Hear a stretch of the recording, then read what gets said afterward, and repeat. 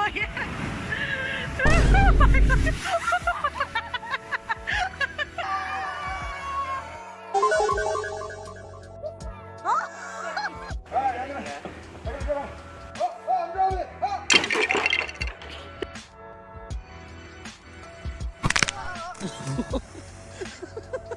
You can't eat anybody this time.